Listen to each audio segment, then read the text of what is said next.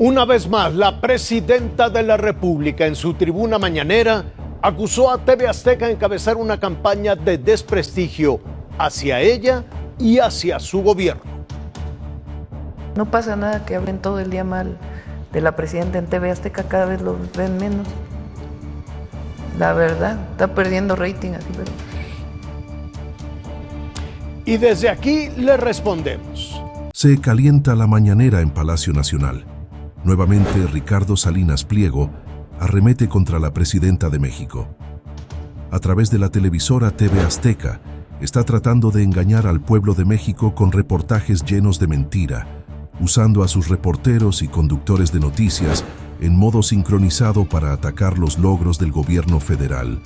Y ante esto, el pueblo mexicano ya sabe que el principal coraje que tiene Ricardo Salinas Pliego es el pago de impuestos que le está haciendo el gobierno mexicano, que debe desde hace más de 16 años.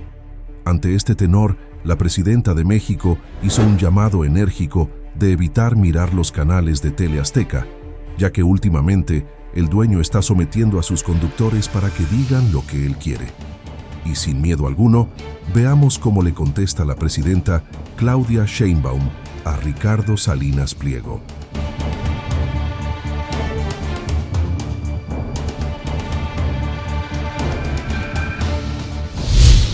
Por otro lado, pues alcaldes de la transformación, pues en la zona metropolitana de Guadalajara, pues han expresado que la televisora de Ricardo Salinas, pues ha presionado a los alcaldes, pues con temas informativos, pues en mismo redes con diferentes notas.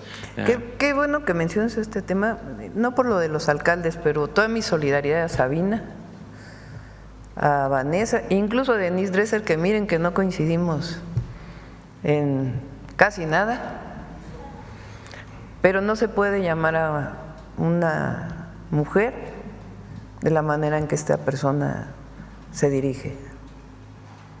Una misoginia, un machismo, terrible. Pero ¿cuál es lo que está en el fondo? Pues que no quiere que hablen de lo que le debe al pueblo de México. Entonces le busca por aquí, le busca por allá, y que él va a combatir a la 4T y a la presidenta. Y pues sí, pero debe 74 mil millones de pesos. Entonces él, pues, ¿qué es lo que hay en el fondo? Es lo que... Pero de todas maneras hay que mencionarlo, porque ni quiero poner aquí los tweets o sus publicaciones en X. Pero, repito, particularmente a Sabina Bergman, a Vanessa y a Denise Dresser, que miren,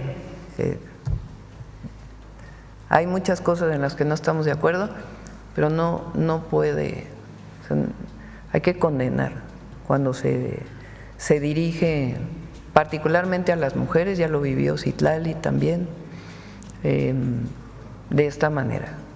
Y tiene que ser un asunto social, no solo de la presidenta, porque no puede ser la manera en que se dirige a periodistas, coincidamos con ellas o no. Y en este caso… O a cualquier mujer, pero particularmente a periodistas. En este caso del hostigamiento, pues a diferentes alcaldes de la transformación, precisamente pues presionando, evidenciando o pues generando pues una línea política. Pues que política. No se dejen presionar. Entonces, fíjense, habla mal de la presidenta, habla mal de la 4T, habla mal de mucha gente. Bueno, incluso de los que no son de la 4T, pero lo critican. Entonces, ¿qué es lo que busca? Pues presionar. Que no se dejen presionar. No pasa nada que hablen todo el día mal de la presidenta en TV Azteca, cada vez lo ven menos. La verdad, está perdiendo rating así, pero… Sí. Por último, presidenta, pues han habido algunas entidades… Ya, ahorita seguro está ya tuiteando. Sí. Sí. Por último, han habido algunas… Cuando uno tiene principios, sabe que lo que está haciendo está bien y que la defensa son los principios, ahora sí que la Constitución, Y el pueblo, con honestidad,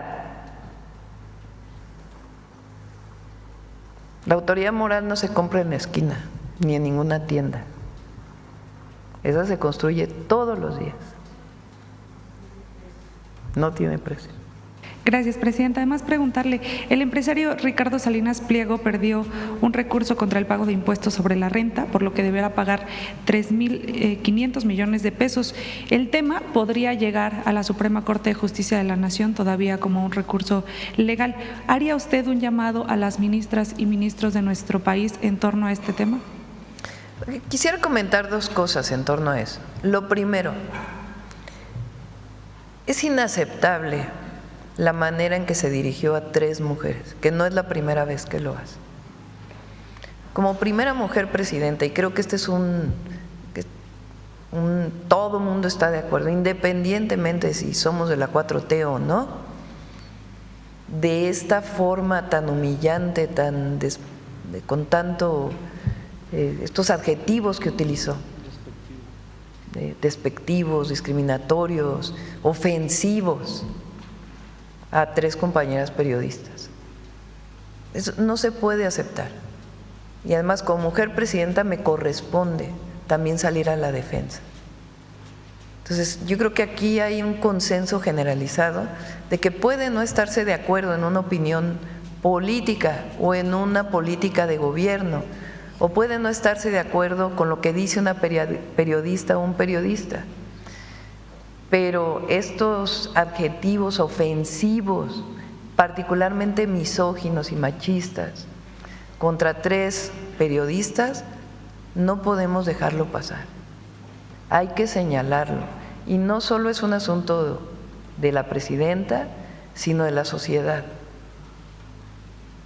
Puede no estarse de acuerdo, repito, pero estos calificativos de perra, ya ni los quiero decir, porque es verdaderamente ofensivo. Entonces, eso es algo que la sociedad no puede permitir. No puede haber esta ofensa con estas palabras que ofenden a las mujeres por lo que opinan, por lo que piensan. Nosotros ejercemos como gobierno la libertad de expresión y promovemos la libertad de expresión y no vamos a censurar a nadie. Pero aquellos también que tienen acceso a medios de comunicación y que utilizan estas palabras ofensivas contra mujeres, no puede dejarse pasar. Y repito, no solo es cosa de la presidenta, porque me corresponde además, por ser la primera mujer presidenta, defender a las mujeres. Pues es un asunto de hombres y mujeres de la sociedad que no podemos dejar pasar el uso de estos adjetivos para 3 mujeres periodistas. Y repito, algunas coinciden con nosotros, algunas no, pero no puede, como si fuera algo normal. No es normal, es violencia. Entonces, eso es lo primero. Y yo creo que aquí sí debe ser una condena social al uso de estos adjetivos tan ofensivos a las mujeres para calificar algo con lo que él no está de acuerdo. Que discuta, que plantee sus argumentos, pero esta forma ofensiva, particularmente a mujeres, porque lo hace con mujeres, me parece que no lo podemos dejar pasar. Y por eso lo mencioné aquí en la mañanera ayer y lo vuelvo a mencionar hoy. Y cuando haya esta ofensa contra cualquier mujer, me corresponde levantar la voz para proteger a las mujeres de nuestro país. Pero creo que todas y todos debemos hacerlo, no solo le corresponde a la presidenta. Ahora, sobre el tema de los impuestos que debe este empresario, pues es un asunto de la Corte. Aquí lo que presentamos es la manera en que han actuado los tribunales de nuestro país, que llevan 16 años para resolver un caso, generando amparos sobre amparos, regresos y otros amparos y otros amparos y otros amparos. La decisión la va a tomar la nueva Corte. O creo que incluso hay algunos casos que vienen en agosto. Entonces, no solamente es la nueva Corte, sino la Corte que está hoy. Y tiene que hacerse con justicia. Ahora, fíjense lo relevante, ni siquiera son casos que se presentaron durante el periodo del presidente López Obrador, vienen de antes. O sea, son casos que se presentaron de antes de impuestos que no se pagaron. Entonces, tiene que revisar la Corte, pero no con estos acuerdos en lo oscurito, beneficiando en esquemas de conflicto de interés a una persona. Por eso hubo la reforma al Poder Judicial, entre otras cosas, para que haya justicia en nuestro país. Entonces, repito, un tema, y lo vamos a seguir mencionando mientras se sigue utilizando estos adjetivos, en contra particularmente de compañeros periodistas, coincidan o no con nosotros, porque no está bien, no está bien. Y lo otro, pues es que pague sus impuestos. Gracias, presidente. Perdóname, Vaca, perdón porque está desde ayer desde acá.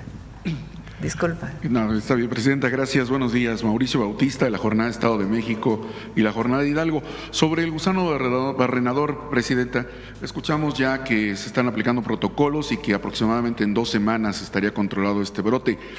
¿Se prepara algún esquema para apoyar a los ganaderos mexicanos ante este nuevo cierre de la frontera? Pues esperemos que dure poco, eso es lo que estamos haciendo, generar todas las condiciones. Es muy difícil generar un esquema de apoyos que sustituyan la venta de ganado que ellos hacen en los Estados Unidos.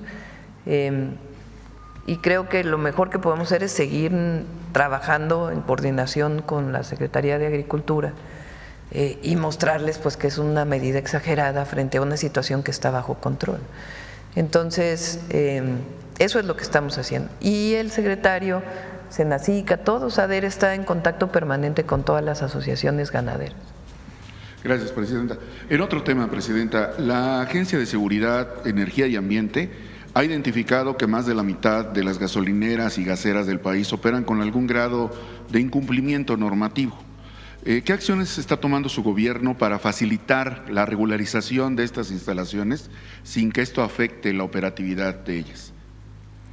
Hay mesas de trabajo con los gasolineros para facilitar trámites y asesorías y todo lo que se requiera para que cumplan, pero al mismo tiempo deben de cumplir.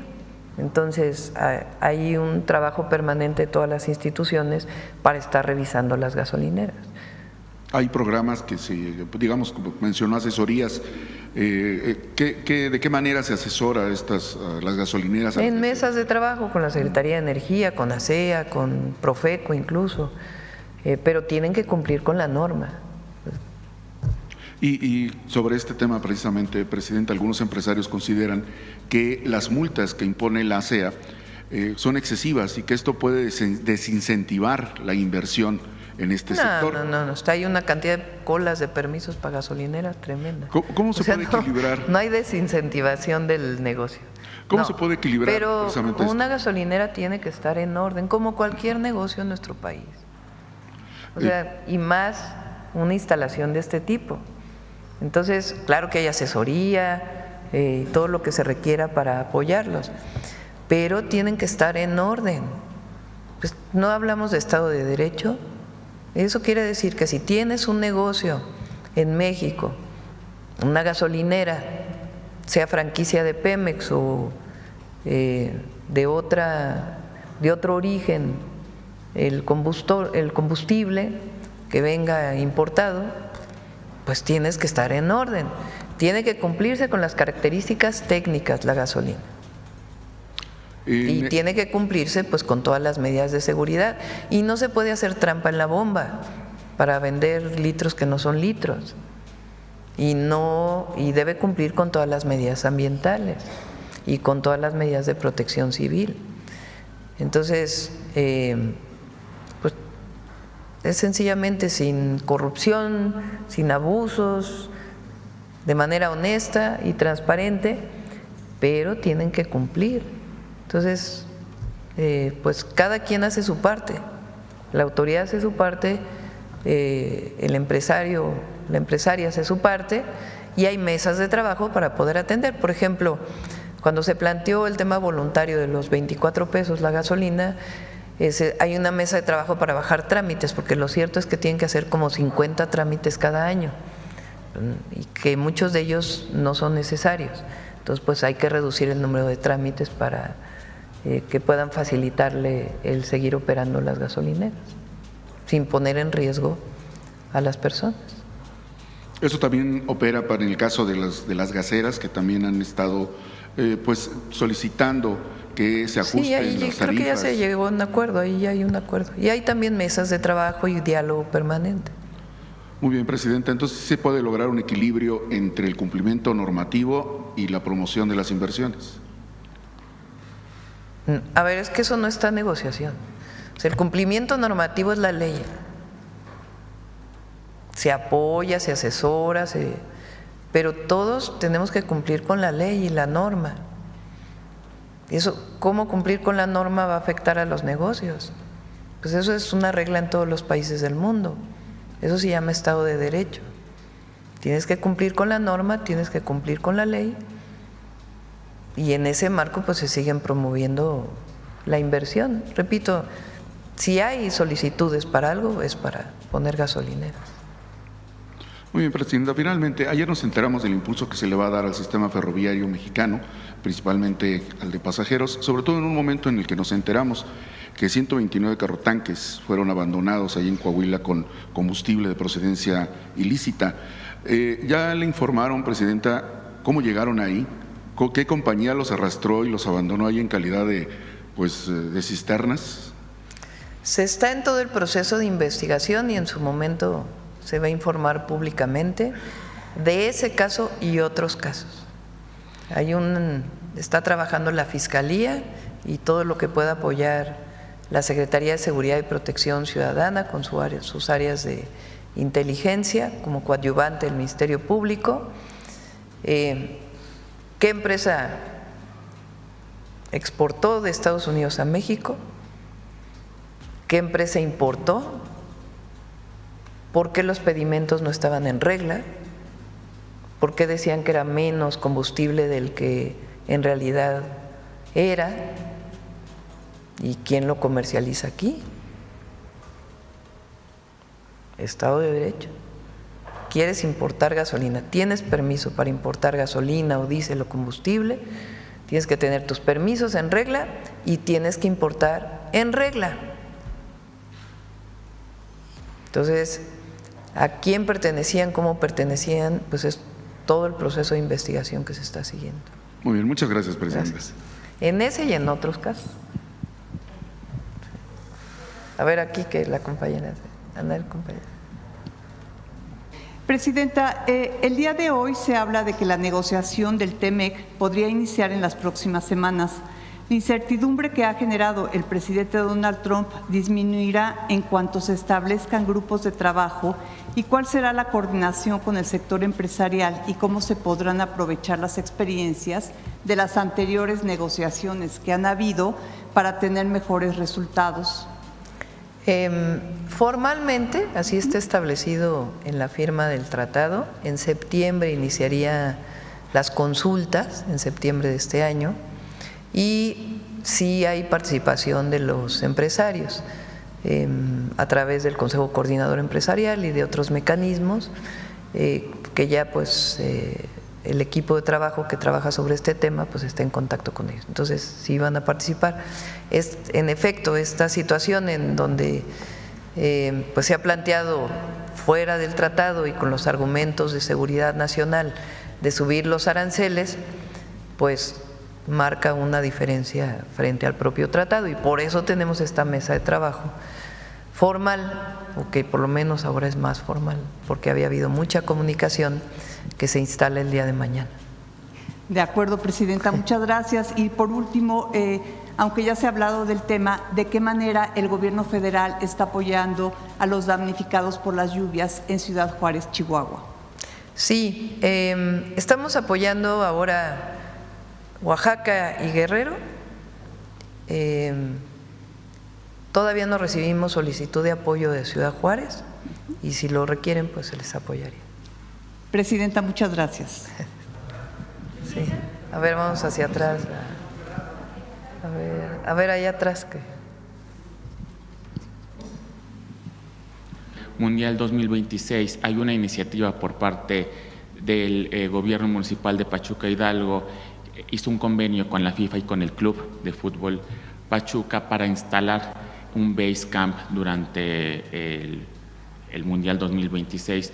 Saber si iniciativas como esta estarían respaldadas. Sí, bueno, digamos, los acuerdos con la FIFA los puede hacer cualquier municipio o estado, pero hay un programa para todo el país, para que no solamente se viva el Mundial en Ciudad de México, Monterrey y Guadalajara, sino que se pueda vivir en todo nuestro país. ¿Podría darnos un adelanto más o menos? Ya lo vamos a presentar. Okay. Están en los últimos acuerdos y a partir de ahí pues ya lo presentamos. Muchas gracias. Va a ser un presidente. gran momento para el país. A ver aquí para que estás desde hace rato. Presidenta, muy buenos días. Ramón Flores del Centinela Informa y funcionarios y funcionarias que la acompañan. Presidenta, hay un caso muy grave allá en Estados Unidos sobre un delincuente que misteriosamente ningún periodista especializado en narcotráfico lo ha tocado. Es de Damaso López Serrano, alias el Minilic, que se entregó a las autoridades estadounidenses en 2017. Tras pasar un breve tiempo en la cárcel, fue liberado en 2022, luego de cumplir una sentencia reducida por colaborar con la DEA. Pero después fue detenido nuevamente en el 2024 por cargos relacionados con el tráfico de fentanilo, cuando ya era testigo colaborador. Pero ahora por el FBI, en mayo del 2025 se declaró culpable en la Corte Federal de Virginia con miras a alcanzar un nuevo acuerdo de cooperación con el FBI.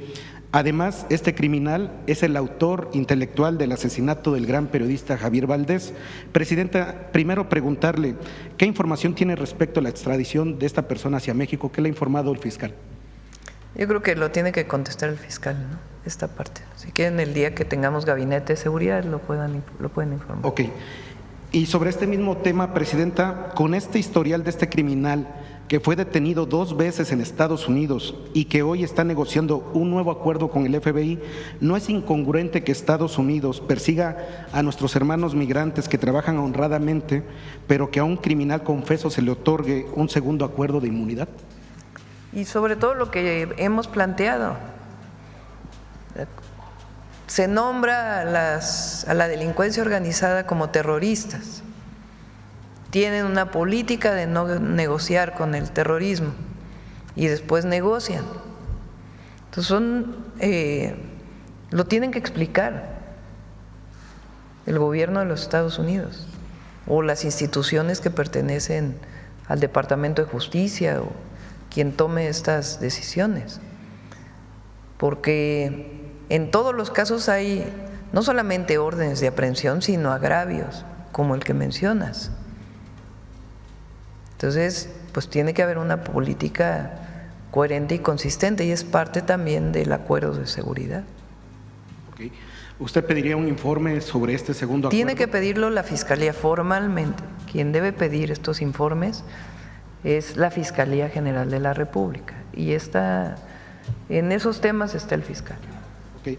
Presidenta, en un segundo tema le voy a hablar también de la corrupción que hay todavía impera en la Suprema Corte de Justicia de la Nación, porque es un obstáculo que se presenta para la implementación del Plan México.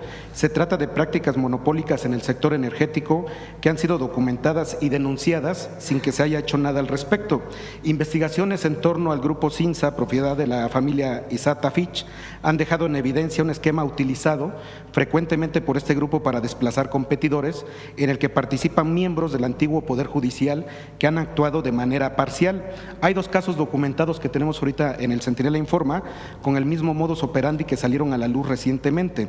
En ambos está involucrado un despacho de abogados, propiedad de un ex magistrado, el primero en Navojoa, Sonora, donde pelean la propiedad de un predio para instalar un ducto de gas natural.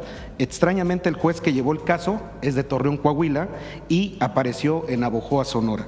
El segundo, relacionado con el empresario Arturo Gómez, a quien dueños del grupo torreonense querían comprarle su compañía tras su negativa, lo involucraron en un proceso de venta de energía en el que no tuvo participación, fue detenido sin pruebas y llevado a Torreón, donde permanece preso desde hace 20 meses.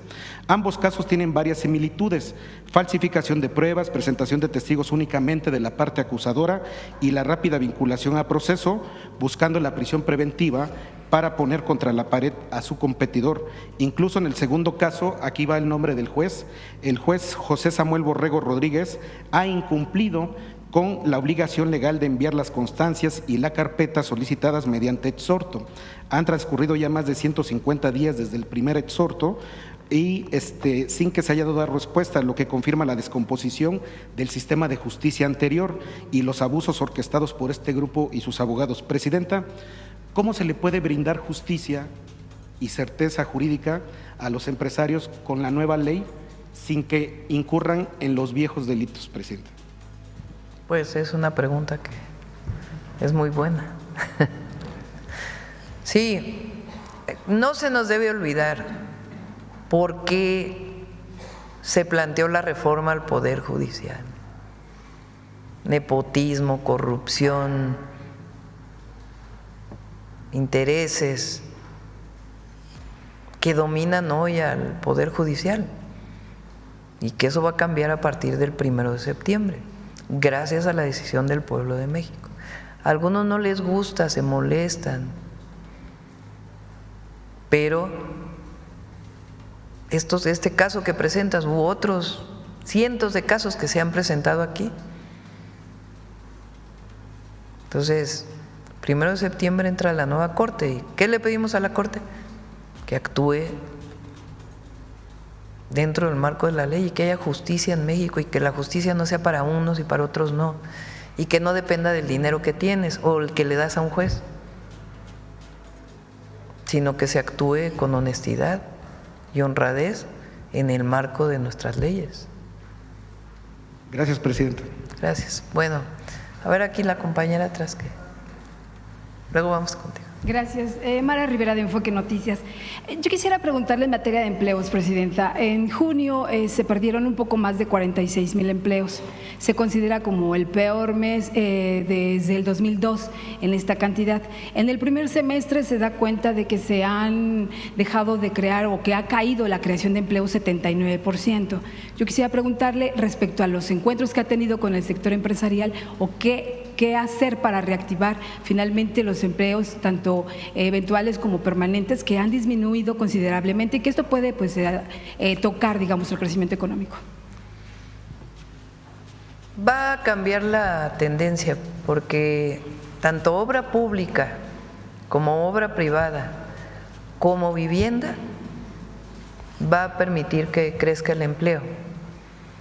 Ahora, hay que decir que aún así, junio del 2025 tiene más empleo que junio del 2024.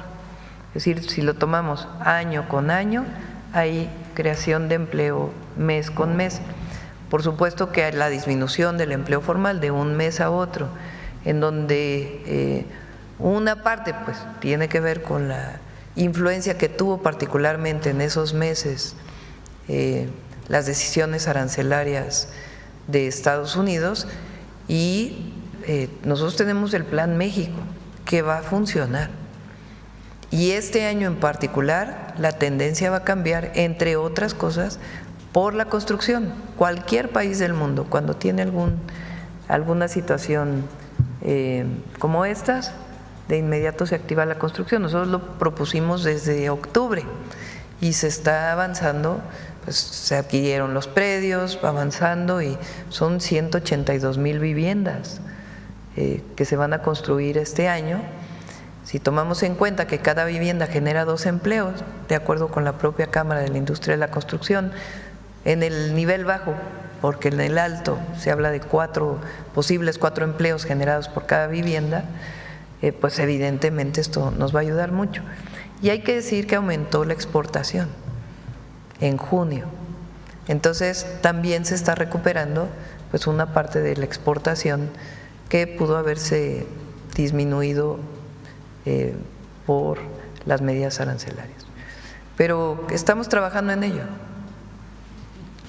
Y ahora, Presidenta, un comentario respecto a la reunión que tendrá el 20 de junio el Consejo Nacional de Morena, donde se van a plantear 4 propuestas, pero entre ellas sobresale la creación de un comité de evaluación. Ahora, de todas maneras, el nivel de desempleo es que me quedé. Comparado con los países, a ver si ponen el de los países, el desempleo en México es muy bajo, comparado con muchos otros países del mundo, porque también hay que ponerlo en comparación, porque los aranceles no solo afectan a México, afectan a todo el mundo. De hecho, a unos países los afectan más todavía. Y es que hay sectores que no les ha ido nada bien, como incluso la misma industria automotriz, que son parte del motor de la economía, pues no han visto revertir. Pero han recuperado una parte de las exportaciones. Entonces esto es temporal, pues. Sí, va a recuperarse el empleo. Esta pequeña disminución va a recuperarse. Okay. Y le preguntaba sobre… A ver, de todas maneras, si la tiene Carlos Torres. Ajá. O Maratón, cualquiera de los, comparado con otros países, perdón. No, sí, Presidenta. Bueno, su opinión respecto a esta reunión que tendrá el Consejo Nacional de Morena el 20 de julio. Las propuestas, le decía, son 4, pero una de ellas es la creación de un comité de evaluación de los perfiles de las personas que quieran afiliarse al partido. Porque, bueno, pues hay dentro de muchos problemas, como en todos los partidos, está el de esta inconformidad de incluir en Morena a familias como Yunes y como todos estos que fueron útiles para legislar. ¿Qué está proponiendo Morena?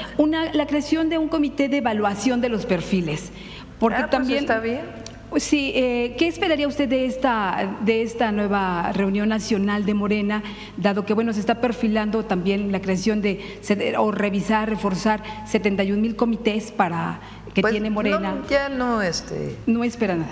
No me toca estar opinando tanto de Morena.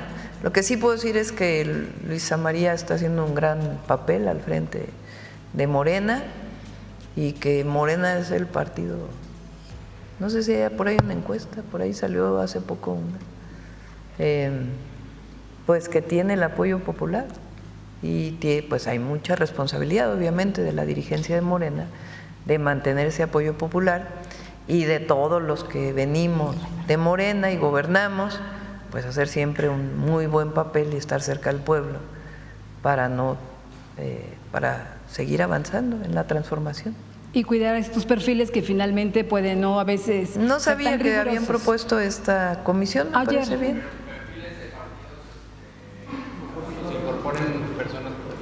Sí, destacadas. Pero está muy bien, pienso yo, que no sea la decisión de la presidenta de Morena o de alguien del comité ejecutivo, sino que lo pongan en una comisión, pues que valore. Me parece bien. Ok, gracias.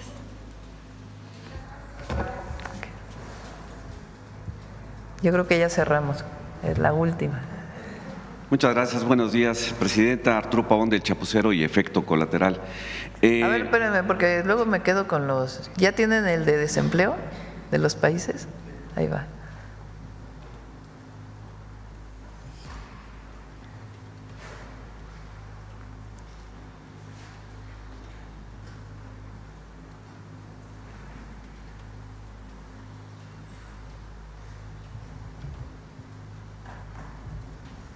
Esto es al mes de mayo.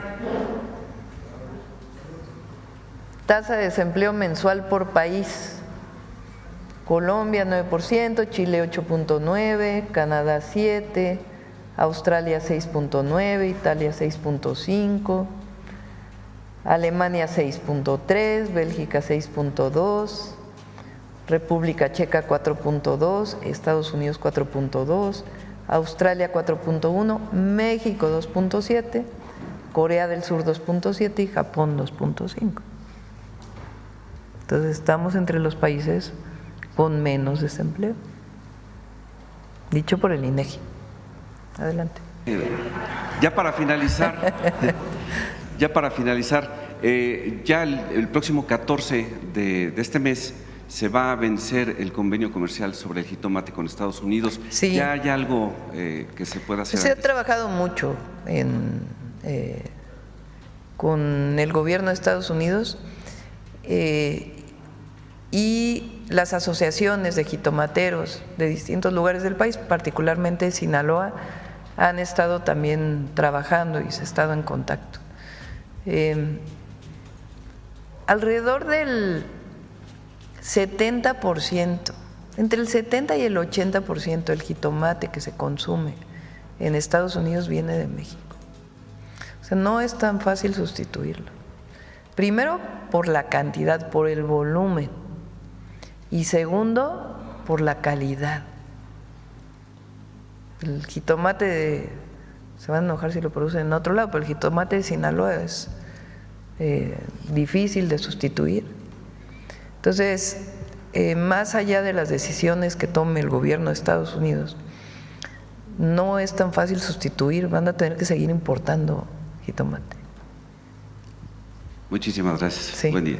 Bueno, vamos ya con Noemí y nos comemos un pedacito de chocolate. Ahora sí, para que se pueda ver. Con permiso, Presidenta. Muy buenos días a todas y a todos. El 6 de julio fue el nacimiento de Frida Kahlo y este próximo 13 de julio es su aniversario luctuoso. Es por ello que vamos a dedicar la cápsula de este jueves a Frida Kahlo. En los años 70 surgió un fenómeno cultural en México conocido como la fridomanía. Se comercializó la figura de Frida frecuentemente como una artista sumida en el dolor, pero su historia muchas veces, más allá de la mercancía y de su vínculo con Diego Rivera, ella fue la de una artista política. Asimisma, se describe así: nací con una revolución, que lo sepan, fue en ese fuego donde nací, llevada por el impulso de la revuelta hasta el momento de ver la luz quemaba, me abrazó por el resto de mi vida. Adulta, yo era todo una llama. Soy de veras hija de una revolución, de eso no hay duda, y de un viejo dios del fuego al que adoraban mis antepasados. Conozcamos su historia.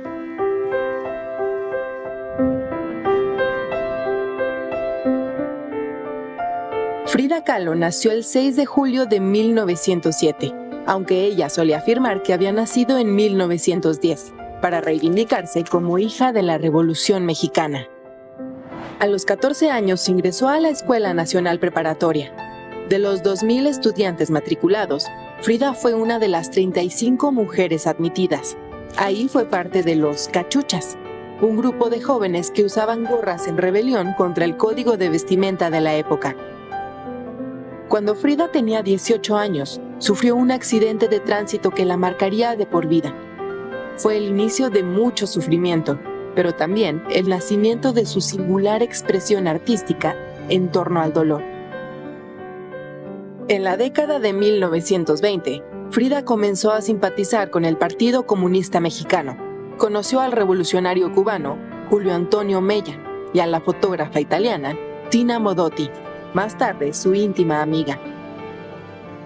En esa época también conoció a Diego Rivera, con quien mantuvo una intensa relación amorosa, artística y política hasta el fin de sus días.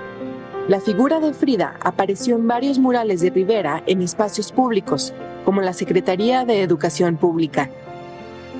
Luego de vivir un tiempo en Estados Unidos debido a la persecución que padecieron los comunistas en México, Frida volvió al país junto a Rivera. En 1936, la artista reanudó su actividad política. Fundó un comité de solidaridad con los republicanos durante la Guerra Civil Española y, junto a otros intelectuales, intercedió ante el presidente Lázaro Cárdenas para lograr el asilo político de León Trotsky y su esposa Natalia Sedova, a quienes Frida misma recibió en Tampico, para después hospedarlos en su Casa Azul. Impulsores de una idea de mexicanidad opuesta al colonialismo cultural, Frida y Diego promovieron el arte precolombino, sembraron plantas nativas en su casa y Frida vistió textiles indígenas, principalmente del istmo de Tehuantepec. Frida Kahlo fue una mujer revolucionaria más allá del ámbito político. Rebelde, libre y valiente, desafió la moral de su época. Fue abiertamente bisexual y su arte transgredió las representaciones de las mujeres en la pintura, al retratar experiencias íntimas como el parto, la lactancia materna, el aborto y la muerte. La justicia social fue también una de las principales preocupaciones de Frida, como ella misma lo expresó en su diario. Tengo mucha inquietud en el asunto de mi pintura, sobre todo por transformarla para que sea algo útil al movimiento revolucionario comunista, pues hasta ahora no he pintado sino la expresión honrada de mí misma, pero alejada absolutamente de lo que mi pintura pueda servir al partido. En 1938, Frida Kahlo presentó su primera exposición individual en Nueva York, y un año más tarde fue invitada por André Breton para formar parte de Mexique, una exposición en el Museo del Louvre de París que exhibió obras de artistas mexicanos. Una de las pinturas exhibidas fue su autorretrato, El Marco. Frida Kahlo participó activamente, y en la medida en que su salud se lo permitió, en movilizaciones obreras y en actos del Partido Comunista Mexicano.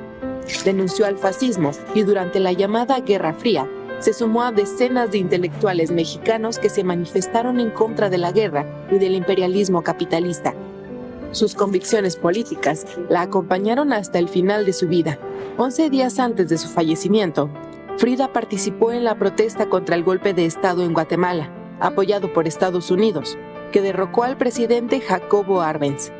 Kahlo fue fotografiada en silla de ruedas, llevada por Diego Rivera y portando una pancarta con la paloma de la paz. Frida Kahlo murió el 13 de julio de 1954. Su funeral se llevó a cabo en el Palacio de Bellas Artes. Su féretro fue cubierto con una bandera comunista, lo que generó una fuerte polémica por el creciente ambiente anticomunista que reinaba en los círculos del poder político y económico. Su despedida en Bellas Artes fue un eco de lo que buscó en su vida. Siempre revolucionaria, nunca muerta, nunca inútil.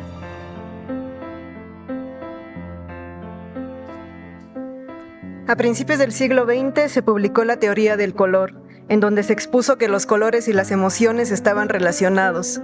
En su diario, Frida nos dejó un testimonio de cómo comprendió el vínculo entre los colores que pintaba, las emociones que vivía y las tradiciones que promovía. Verde, luz tibia y buena. Vieja sangre de tuna, el más vivo y antiguo. El café, color de mole, de hoja que se va, tierra. Amarillo, locura, enfermedad, miedo, parte del sol y de la alegría.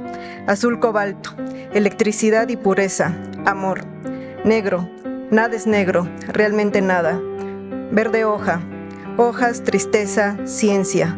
Amarillo verdoso, más locura y misterio. Todos los fantasmas usan trajes de ese color. Verde oscuro, color de anuncios malos y de buenos negocios. Azul marino, distancia. La ternura también puede ser de ese azul. ¿Y ustedes? ¿De qué color ver su futuro? Muchas gracias.